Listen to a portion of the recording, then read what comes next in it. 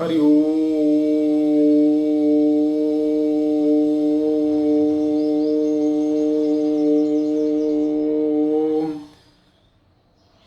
ओम त्र्यंबकं यजामहे सुगंधिं पुष्टिवर्धनम् उर्वारुकमिव बन्धनात् मृत्युमोक्षेमामृतात्। ओम शांति शांति शांति। हरि ओम। Hello everyone, myself Santosh Chaube. Good morning to all of you. We are discussing about the various role played by the Constituent Assembly in shaping our nation. हमारे राष्ट्र के निर्माण में भारत की संविधान निर्मात्री सभा के द्वारा जो भूमिकाएं निभाई गई थी, उन भूमिकाओं के बारे में हम लोग इस समय बातचीत कर रहे हैं। In the previous class, we discussed about the national flag of India in detail. हम लोगों ने अंतिम क्लास में भारत के राष्ट्रीय झंडे के बारे में विस्तार से बातचीत किया। Today we shall discuss about the national song of India. आज की क्लास में भारत के राष्ट्रीय गान के बारे में बात करेंगे। देखो, मैं बता दूं कि 24 जनवरी 1950 the constituent assembly adopted Vande Mataram as the national song of India. 24 जनवरी 1950 को भारतीय संविधान निर्मात्री सभा ने वंदे मातरम को भारत के राष्ट्रीय गीत के रूप में अपनाया। तो यहाँ पे मैं आपसे बताना चाहूंगा कि there are so many nations in the world who designate their national anthem as national song, but as far as India is concerned, due to some historical compulsions, we have different national anthem and national song. देखिए, दुनिया के हम तमाम देशों की बात करेंगे तो दुनिया में तमाम देशों में जिसको नेशनल सॉन्ग कहते हैं उसी को नेशनल एंथम भी कहते हैं। लेकिन भारत के इतिहास में कुछ व्यवस्थाएं रही है और इस ऐतिहासिक व्यवस्था के कारण से हमारे यहाँ राष्ट्रीय गीत अलग है, राष्ट्रीय गान अलग है। चलिए हम लोग आज राष्ट्रीय गान के बारे में बात करेंगे। लेकिन first of all I would like to tell you what is difference between national anthem and national song. Bharat के राष्ट्रगीत और राष्ट्रीय जो गान है, इसके बीच में देखो क्या अंतर है। मैं इसके लिए अभी आपको कुछ बातें कोट करना चाहता हूं। देखिए, 2017 में जो अश्विनी उपाध्याय जो भारतीय जनता पार्टी के एक लीडर हैं और साथ ही साथ वे एक वकील भी हैं, तो सुप्रीम कोर्ट में गए और सुप्रीम कोर्ट में उन्होंने इस बात की मांग की कि भारत का जो राष्ट्रीय गीत है वंदे मातरम, उसको वही स्टेटस मिलना चाहिए जो आपके राष्ट्रगान जन गण मन का है। और साथ साथ उन्होंने यह भी कहा कि भारत की सरकार को एक नेशनल पॉलिसी फ्रेम करनी चाहिए कि राष्ट्रीय झंडा, राष्ट्रीय ज्ञान, ये सब जो है इसको किस प्रकार सम्मान करना, इसका एक विस्तृत नियम होना चाहिए, जैसे कि national flag code of India है। तो वहां भी बताना चाहूंगा कि सुप्रीम कोर्ट ने उनको जो अश्विनी कुमार उपाध्याय जी हैं उनको झिड़क दिया और ये कहा कि this is not the work of the judiciary, यह न्यायपालिका का काम नहीं है। और निश्चित रूप से भारत में जो नेशनल ऑनर एक्ट 1971 है उसमें काफी प्रावधान है कि आपको राष्ट्रगान जो है वो बड़े सम्मान के साथ आपको गाना चाहिए। और उन्होंने यह भी कहा कि भारतीय संविधान के अनुच्छेद 51(1)(a) में जो मूल कर्तव्य है उसमें भारत के संविधान में राष्ट्रगान के बारे में बात की गई है, लेकिन राष्ट्रीय गीत के बारे में कोई बात नहीं की गई। इसलिए we are not going to deliver any judgement in regard to it, इसलिए हम इस पर किसी प्रकार कोई निर्णय देने नहीं जा रहे हैं। फिर क्या हुआ कि अश्विनी कुमार जो उपाध्याय जी हैं वो चले गए, उन्होंने दिल्ली हाई कोर्ट में उन्होंने PIL दाखिल किया 2022 में। और उस PIL में उन्होंने भारत की सरकार से यह मांग की कि जो राष्ट्रगान है और जो राष्ट्रगीत है उन दोनों के बीच में क्या संबंध है, उन दोनों की रिस्पेक्ट में क्या डिफरेंस है, इसको बताया जाना बहुत ज़रूरी है। और इस प्रकार से उन्होंने PIL के माध्यम से भारत की सरकार से इस बात को उन्होंने मांगा। और दिल्ली हाई कोर्ट ने क्या किया, 9 नवंबर 2022 को दिल्ली हाई कोर्ट का इसमें निर्णय आया। दिल्ली हाई कोर्ट ने भारत की सरकार से इस मार्फत जो है उन्होंने ये रिपोर्ट मांगी कि नेशनल सॉन्ग के बारे में आपका जो है क्या स्टैंड है। तो भारत के गृह मंत्रालय इस पर अपना जो है एफिडेविट जारी किया दिल्ली हाई कोर्ट को। उसने कहा कि national song is equally important and esteemed as national anthem of India. Bharat का जो राष्ट्रगीत है वंदे मातरम, वह जन गण मन की तरह ही भारत के लोगों के लिए मान सम्मान का प्रतीक है, वह इक्वली इंपॉर्टेंस रखता है। और उन्होंने कहा कि जिस प्रकार से लोगों को राष्ट्रीय गान का सम्मान करना चाहिए उसी प्रकार से राष्ट्रीय गीत का भी सम्मान करना चाहिए। मैं बता दूं कि वर्ष 2017 में जो मद्रास हाई कोर्ट है मद्रास हाई कोर्ट ने भी इस बात पर जजमेंट किया था। और वहाँ की जो सरकार है, मतलब तमिलनाडु की सरकार ने यह 2017 में एक नियम बनाया। उस नियम में यह बना दिया गया कि वंदे मातरम जो है वह कम से कम सप्ताह में जो एजुकेशनल इंस्टीट्यूशंस हैं, जो आपके शैक्षणिक संस्थान हैं, वहाँ कम से कम सप्ताह में एक बार गाया जाए। और जो सरकारी ऑफिसेस हैं वहाँ पे महीने में कम से कम एक बार राष्ट्रगान जो है जरूर गाया जाए। तो मैं आपको बताना ही चाहता हूँ कि ये सही है कि there is no any formal rules and regulations to sing the national song of India. Bharat के राष्ट्रगान को गाने के लिए कोई इस प्रकार का नियम औपचारिक नहीं है, जैसे कि राष्ट्रगान के लिए भारत का राष्ट्रगीत। लेकिन जैसा कि भारत के सरकार ने कहा, जैसा कि आपके मद्रास के जो तमिलनाडु की सरकार है, उन्होंने निर्णय लिया। और सबसे पता चलता है कि national song is as important as national anthem of India. Bharat का जो राष्ट्रीय गीत है वो उतना ही महत्वपूर्ण है जितना कि भारत का राष्ट्रगान। जहां तक अगर हम पॉपुलैरिटी की बात करेंगे, हम लोकप्रियता की बात करेंगे, तो मैं बता दूं कि वर्ष 2000 में जब BBC लंदन ने एक सर्वे कराया, दुनिया के 7000 सॉन्ग को उन्होंने कलेक्ट किया कि आज तक के दुनिया के सबसे पॉपुलर सॉन्ग कौन से हैं। तो मैं आपको बता दूं कि जो वहाँ पे 7000 जो है गानों को कलेक्शन पर सर्वे कराया गया था। और उस सर्वे में मैं भी बता दूं 165 देशों से गाने लिए गए थे। उस सर्वे में जो वंदे मातरम है वो नंबर 2 पे आया। आयरलैंड का राष्ट्रगान है ए नेशन वंस अगेन के बाद वंदे मातरम को दुनिया का सबसे लोकप्रिय गाना बताया गया। तो जाहिर सी बात है हमें इसके बारे में जानना चाहिए, और यही कारण है कि परीक्षाओं में से प्रश्न आते हैं। आइए हम लोग इसके बारे में डिटेल में बात करते हैं। देखिए, सबसे पहली बात है कि यह गाना जो है, यह जो राष्ट्रगान आपका वंदे मातरम ओरिजिनेट कहाँ से हुआ। तो मैं बताना चाहूंगा कि बंकिम चंद्र चटर्जी, या जिनको बंकिम चंद्र चट्टोपाध्याय भी कहते हैं, तो बंकिम चंद्र चटर्जी या बंकिम चंद्र चट्टोपाध्याय ने एक किताब लिखी थी। किताब का नाम है आनंद मठ। और वह किताब जो 1882 में पब्लिश से प्रकाशित हुई। यह जो आनंद मठ किताब है, यह किताब जो है वो सन्यासी विद्रोह के पृष्ठभूमि पर लिखी गई थी। सन्यासी विद्रोह बताना चाहूंगा कि 1770 में जब बंगाल में दुर्भिक्ष पड़ गया, भयावह दुर्भिक्ष पड़ा, and almost 1/3 populace of Bengal was killed.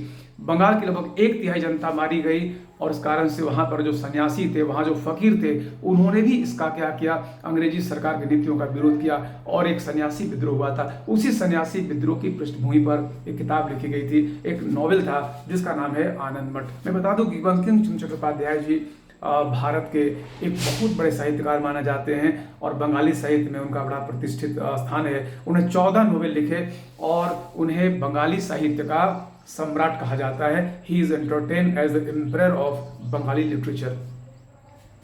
तो 1882 में किताब आई थी आनंद मठ, और किताब जो सन्यासी विद्रोह के पृष्ठभूमि पर लिखी गई थी। इस किताब को के प्रकाशित होते ही इस किताब को बैन कर दिया।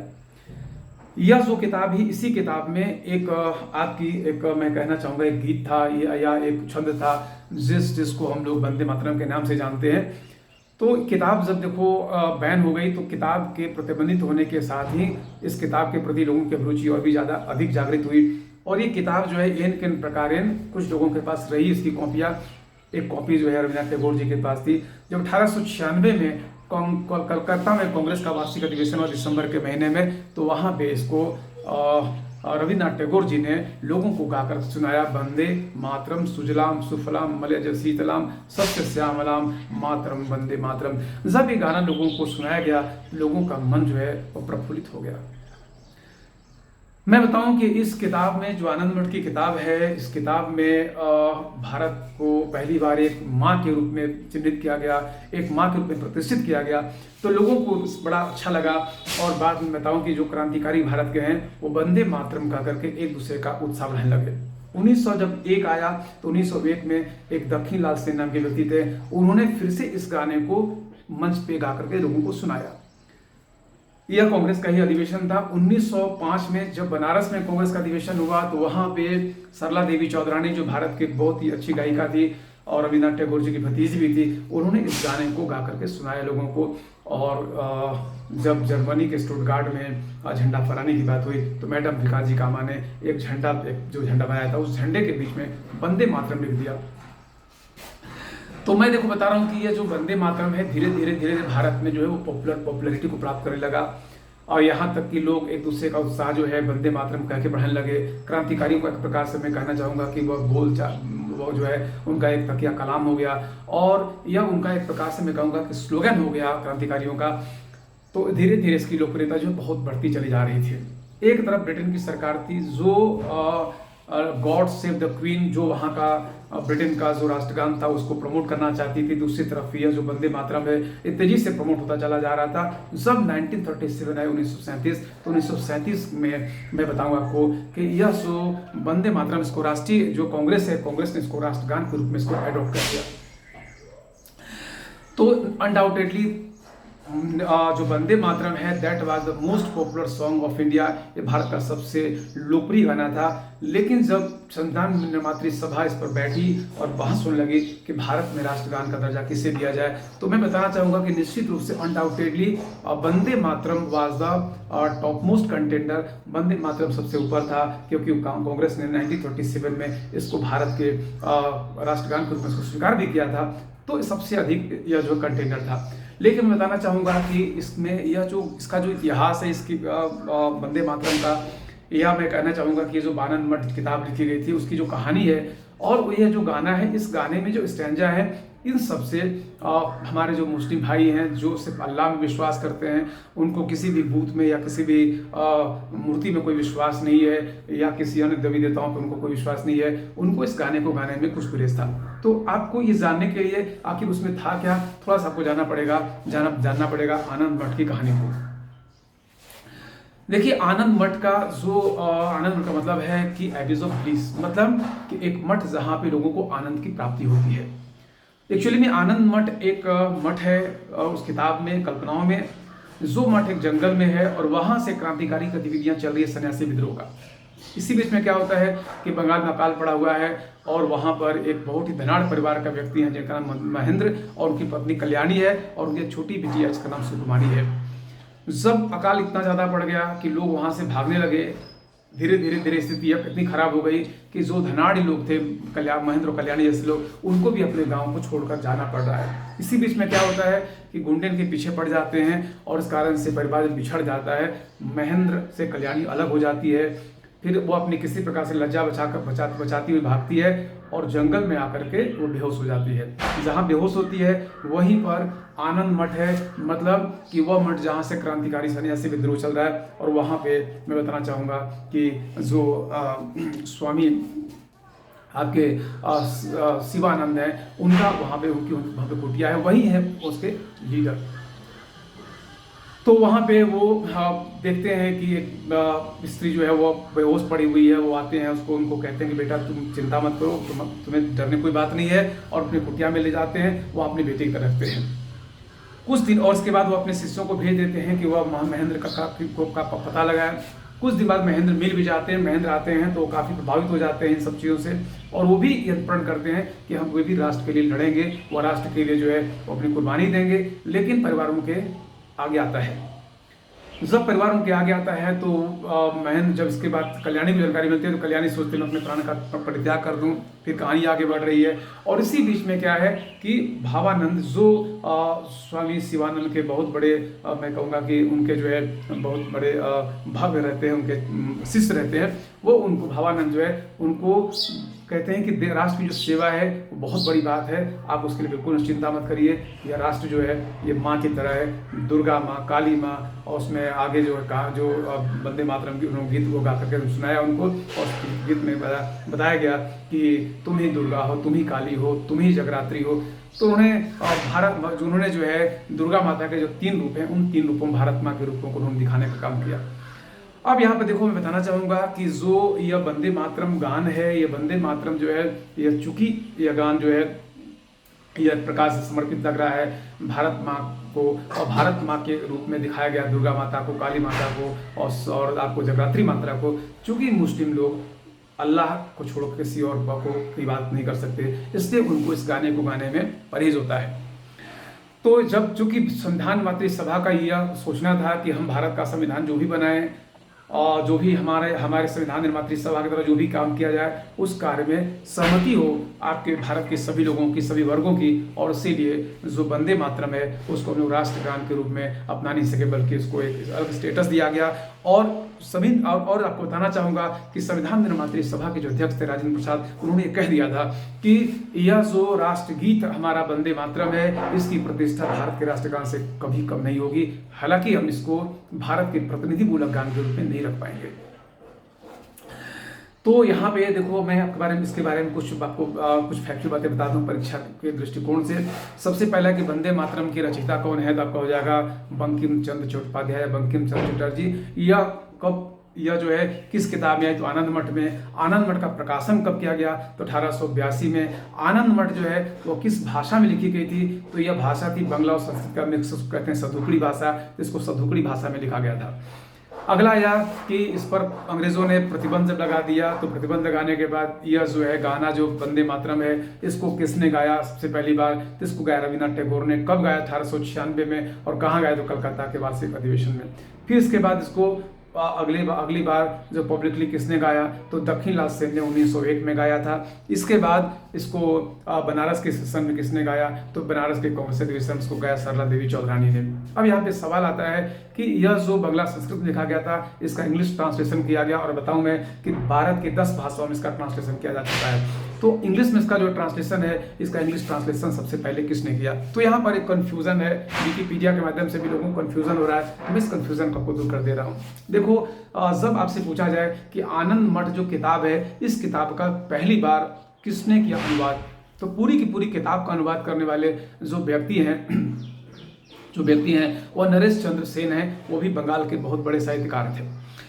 लेकिन अगर बात आती है कि सिर्फ वंदे मातरम जो गान है, जो जिसके 6 स्टैंजा है, जिसमें 6 छंद हैं, और इसको किसने इसको सबसे पहली बार इसको ट्रांसलेट किया अंग्रेजी में, तो मैं बताना चाहूँगा कि एबी ऑफ ब्लिस इसका टाइटल था। कर्मयोगी नाम की पत्रिका थी। 20 नवंबर 1909 को यह प्रकाशित हुआ आपको कर्मयोगी में, और उस पत्रिका का संपादन आपके करते थे आपके अरविंद घोष जी।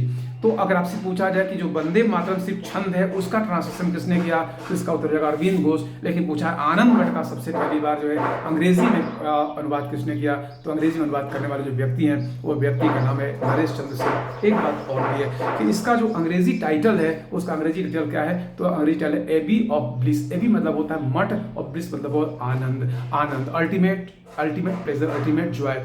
तो यह हो गया एबी ऑफ ब्लिस के रूप में इसका जो है अनुवाद किया गया। फिर मैं बताऊं आपको कि यह गाना जो है, यह सैकड़ों जो है आपको रागों में इसको गाया गया है, सैकड़ों इसके अलग अलग म्यूजिक हैं। लेकिन मैं आपको बताऊं कि सब यह आनंद मठ फिल्म आई, तो उस आनंद मठ फिल्म में यह गाना जो है गाया गया। हालांकि यह गाना, मैं बता दूं आपको कि यह गाना जो है 1906 में एक फिल्म आ गई थी, उस फिल्म का जो अंतिम भाग था उसमें गाना गया था। लेकिन 1952 में जब इस पर बैन हट गया, भारत आज़ाद हो चुका था, तो यहाँ पर यह गाना जो है पहली बार ये गाना जो है आनंद मठ फिल्म में आई। और ये आनंद मठ जो फिल्म है, इस फिल्म का निर्देशन करने वाले व्यक्ति थे हेमेन कुमार, और यह जो गाना है इसको हेमेन गुप्ता ने इसको लिखा, कंपोज किया फिर से, और इसको गाने का काम किया लता मंगेशकर ने। जिस गाने के बारे में मैंने बात किया कि दुनिया के दूसरा सबसे लोकप्रिय गीत है, तो यह आपको लता मंगेशकर द्वारा गाया गया यह है आपका वंदे मातरम। वंदे मातरम देखो है तो उसमें 6 स्टैंजा, लेकिन मैं बताना चाहूँगा कि इसमें सिर्फ 2 स्टैंजा को, जिसमें दुर्गा काली माता ये सबका नाम नहीं है, और उसमें जो है वह एक प्रकार से सेकुलर दिखाई देता है, एक प्रकार से भारत माता को सम्मानित करने की बात है, भारत माता को नमन करने की बात है। सिर्फ उसी को हम लोगों ने जो 2 आपके स्टैंजा हैं, वंदे मातरम सुजलाम सुफलाम मलयज शीतलाम श्यामलाम मातरम वंदे मातरम शुभ्र ज्योत्सना पुलकित यामिनी, ये जो छंद है, ये पहला और दूसरा, ये दोनों छंद ही जो है वो भारत के राष्ट्रगीत के रूप में स्वीकार किए गए हैं। तो ये तो बात हो गई आपके भारत के राष्ट्रगीत की। हम लोग जो नेक्स्ट हम लोग का आगे क्लास आएगी, उस क्लास में आपको भारत के नेशनल एंथम जो राष्ट्रगान है, उस राष्ट्रगान के रूप के बारे में विस्तार से बताऊंगा, क्योंकि उसमें कम से कम 45 मिनट से 50 मिनट की क्लास रहेगी वो, और उसमें टाइम लगेगा। इस कारण से मैंने दोनों को अलग अलग कर दिया। ठीक है, मैं समझता हूँ कि आप लोगों ने भारत के राष्ट्रीय जो गीत है वंदे मातरम, इसके बारे में आप लोगों ने ठीक ठीक जान लिया है। Thank you very much everyone, thank you so much.